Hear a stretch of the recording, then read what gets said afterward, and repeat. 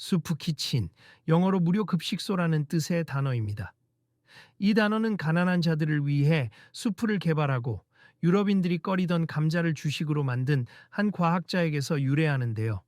그는 바로 열운동설을 주장하며 열역학 발전에 크게 기여한 과학자 벤저민 톰슨입니다. 벤자민 톰슨은 1753년 미국에서 태어난 영국인으로 유럽 각국에서 활약한 물리학자이자 군인, 정치가였습니다.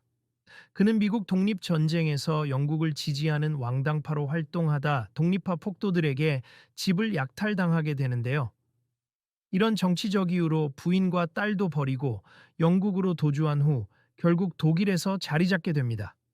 그런데 1700년대 후반 신성로 마제국으로 불리던 그 당시 독일은 농업국가로 빈민들의 기아 문제가 심각한 수준이었습니다. 이때 벤저민 톰슨이 낸 아이디어가 바로 수프 키친이었습니다. 그때까지 요리란 왕족이나 귀족을 위한 것으로 끼니 걱정을 하는 평민들은 요리는커녕 식재료를 살 여유조차 없었던 것이 현실이었습니다. 그는 비싸지 않은 재료로 어떻게 많은 양의 음식을 만들지 고민했습니다. 무료급식이라도 맛있어야 했고 영양에도 손색이 없어야 했습니다. 고민 끝에 유럽인들이 잘 먹지 않던 감자가 떠올랐고 그는 감자를 재료로 수프를 개발합니다. 이 수프가 크게 인기를 끌며 독일의 기아 문제 해결에 큰功을 세우자 벤저민 톰슨은 이 공로를 인정받고 백작의 지위를 수여받게 됩니다. 그리고 이 감자 수프는 럼퍼드 수프라고 불리게 되었습니다. 이때부터 감자는 유럽의 주식이 되었고 어려웠던 식량 문제 해결에 실마리가 되었습니다. 럼퍼드 백작은 여기에 그치지 않고 근본적인 빈곤 문제 해결에 적극 나서게 됩니다. 우선 가난한 사람들이 왜 끼니를 거르는지 과학적으로 분석했습니다. 열운동을 연구하는 물리학자답게 기아의 배경에 땔감, 즉 에너지 문제가 있음을 발견하게 됩니다. 18세기까지 유럽은 모닥불처럼 개방된 화로에서 주로 음식을 조리하였는데요. 우리는 아궁이에 닫힌 구조에 익숙하지만 서양에서는 대부분 열이 대기 중으로 낭비되어 땔감 소모량이 엄청날 수밖에 없었습니다. 게다가 연기도 심해 요리란 땔감 걱정 없는 귀족들이 하인들에게 시키는 것이었습니다. 따라서 평민들이 매 끼니 요리를 해먹는 것은 거의 불가능한 상황이었습니다. 해결책은 에너지 효율이었습니다. 그는 키친 레인지라는 구조를 만들어냅니다. 닫힌 형태의 스토브로 주방기기의 바닥만 가열하고 연기는 뒤쪽으로 빠져나가며 집안을 데우게 했습니다. 이렇게 하면 열 손실도 막고 주방도 쾌적해졌습니다. 하지만 이 방식은 가열되는 그릇의 모양이 문제가 되었습니다. 냄비 전체가 아닌 바닥만 가열되는 냄비는 높이가 낮아야 했습니다. 결국 여기서 프라이팬이라는 새로운 조리 그릇이 생겨나게 된 것이죠.